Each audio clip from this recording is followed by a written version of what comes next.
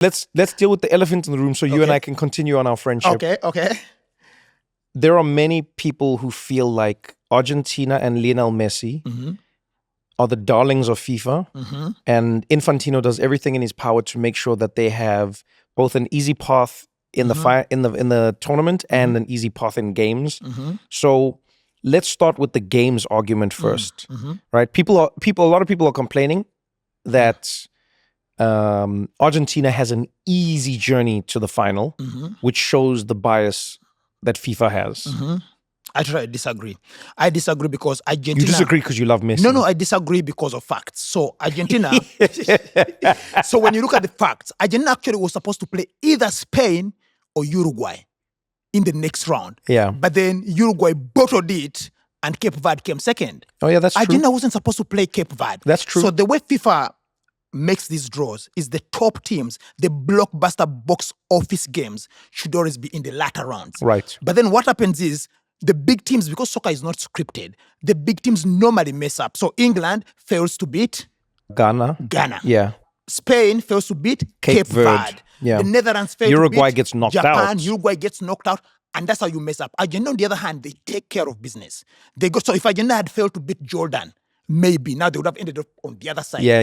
So the teams that take care of business always get rewarded with an easier path. So FIFA goes like, we're going to put the big teams to ensure, because FIFA doesn't want France to meet Argentina in the round of 32. They want France-Argentina in the final.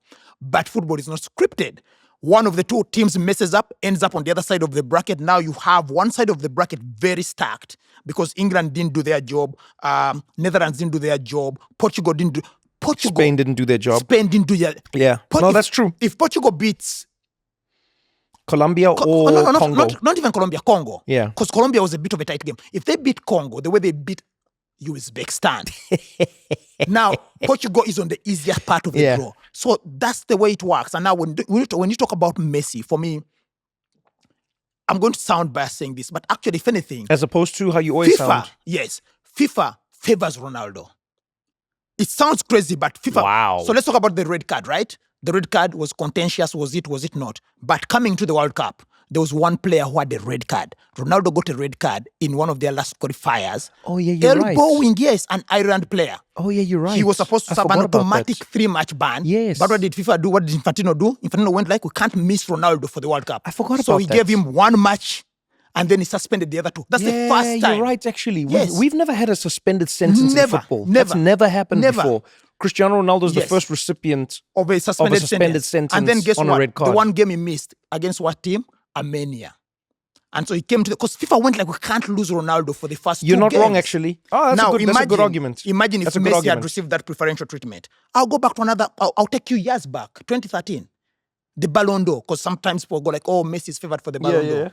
The Ballon d'Or voting was supposed to be closed November 15th. Ronaldo scores a hat-trick against Sweden November 19th. FIFA extends the Ballon d'Or for the first and last time to November 29th and goes like, you can change your results to reflect recent performances.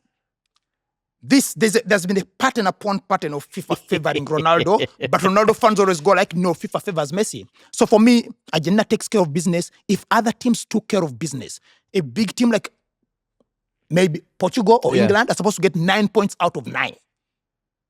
Spain is supposed to get 9 points out of 9. If we're honest, that's how the tournament is designed. That's how it's designed. The tournaments are generally designed in such a way that the favorites are supposed to go up against the smaller teams, which benefits smaller teams, strangely enough, in some ways. Then they can, it's like a moment to prove yourselves. It's great for box office ratings, etc. for you. But the downside is you're facing a bigger team.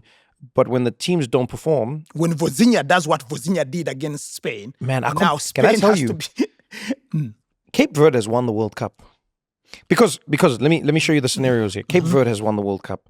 They held Spain to a goalless draw, one of the favorites to win the tournament. And we thought that was the result. We went like, oh, they're done, they're beat. Cape Verde, you can go home happy. Yeah. They went like, nope, we're not. No.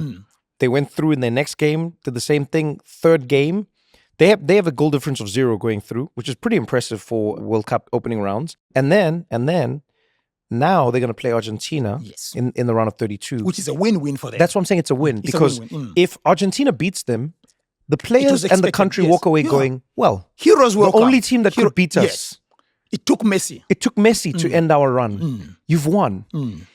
If they miraculously score a goal or two against Argentina, did you see how Jordan celebrated when they scored against Argentina? It didn't matter that they had lost. Yes. They had won. And last but not least, if by all the miracles that exist in the world of football, they knock out Cape Verde knocks out Argentina, there is no fathomable emotion that can fully describe yes. what that team and that island and football fans around the world will be experiencing. Shacks. No, but I'll tell you one thing. I think there's one big They've winner. won already. No, I think there's one bigger winner than Cape Verde. Who? And that's me. Because I was the only person outside of Cape Verde. You did say. To actually back Cape Verde. You did say. I did say they would make the quarterfinals. No, you did say. Now, I didn't know that they would run into Argentina. Yeah, but you did say. If they had run, what was it? What was it about them that you were seeing? No, because I watched them in the Nations Cup. Funny enough, I watched them in the Nations Cup. They're a strong, resilient, very well-drilled side. Do you know who knocked them out of the Nations Cup? They were killing everyone. Guess who knocked them out? Ronwen Williams. He saved South 3 Africa. penalties. Yeah, saved the penalties. He had to save 3 penalties. And so from then I started following them. They qualified top of their group in Africa. And I went like, this team, the way they're organized, the way they're well-drilled, the way they work together, they don't have a star player per se. I went like, this team is going to go far. And I said, Cape Verde, I tipped them for the quarterfinals. Now, I didn't know that they would run into, unfortunately, Lionel Messi. And you'd be a madman to bet against Lionel Messi. But for me, Cape Verde makes it, I'm happy. You know, when you say you'd be a madman, I mean, like, Messi, man. I'm sure you've seen there's a huge beef on the internet right now between Messi fans and Ronaldo fans. There's always been Yeah, but this right now, it's like, this is fever pitch. This is a blood feud. This is a fever pitch. It's like, you know when you talk about those mafia style? Yeah, this is full-on fever pitch. You know what I'm saying? If you look at the argument is basically from Ronaldo fans. Yes. Say Portugal doesn't play for him. Yes. They don't support him. Yes. They argue that Messi gets favorable calls. Yes. They argue that Argentina is a dirtier team. The Messi fans argue that Ronaldo doesn't show up when it counts. He doesn't perform. He hasn't earned the right. Yeah, he can't carry his team, and he hasn't earned the right to be in the same conversation as Messi. Now, if you're a neutral like myself, I'm neither Messi nor Ronaldo fan. Yes. I love them both as players. Yeah. I've loved them both my entire life watching football. But when I watch it, there's one part where the argument tips, in my opinion, towards the Messi fans. Messi fans or Ronaldo fans will say, why is it then when Messi scores goals against Jordan and these other teams, people say, oh, you see Messi handling business. But when Ronaldo scores against Uzbekistan, they say Ronaldo's stat padding. I agree with that, except for one part. And it's the fact that Ronaldo doesn't do it consistently. You know what I mean? Ronaldo doesn't score in a game where the score's 1-1, where it's 2-2, where it's, you know what I mean? It's like he just doesn't do it. Messi's doing it to come off the bench, score a free kick. Yes, against a terrible goalie, in my opinion. Terrible goalie. Yeah. But man, he still does it. He punishes the people where it counts. For me, Ronaldo should have got a hat-trick against Uzbekistan. Does that make sense? Not only that, yesterday he had 2 free kicks, and I think you saw what happened. Oh my goodness, those were terrible. They were horrible. I almost wonder if Messi came off the bench just because he wanted to show Ronaldo how to kick a free kick.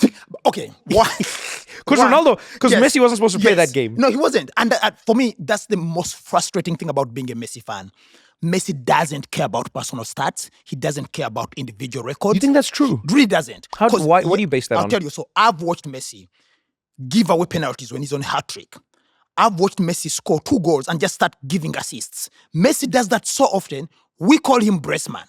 Every Messi fan calls him Braceman. Braceman. He's not interested in hat-tricks. He just scores. So it's like a well-known nickname.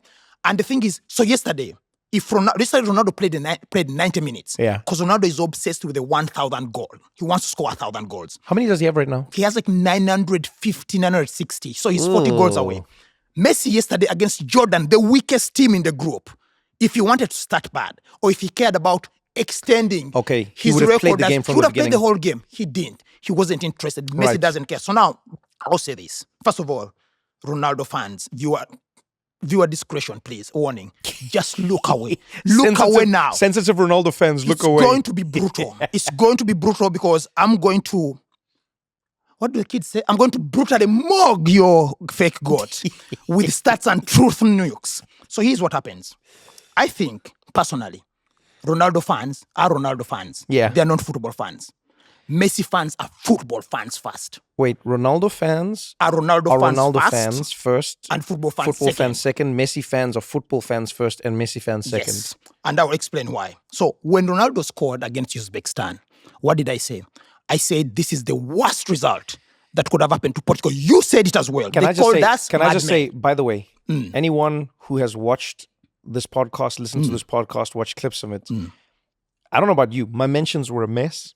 I'm not on social media, so people were like, I can just say anything and run away. Yeah, people were like, oh, you idiot, you don't know anything. Ronaldo's going to show you. Ronaldo. And I was like, no, you don't hear what I'm saying. I'm saying Ronaldo is going to hurt Portugal because he cannot keep up with the game anymore. But that's for not me. Because he's not a good player. But for me, that's a bit further down the road. Yeah. The reason I said it was the worst result, and I didn't get a chance to explain, it's because Ronaldo came into the game against Uzbekistan having not scored in 10 consecutive games in major finals. That's the World Cup and the Euros. He had gone 10 consecutive games without scoring. Damn. So when he scores the 2 goals against Uzbekistan... Messi is on 7 right now. Yeah, Messi scores in every major final. So when Ronaldo scores the 2 goals, now you can't drop him anymore.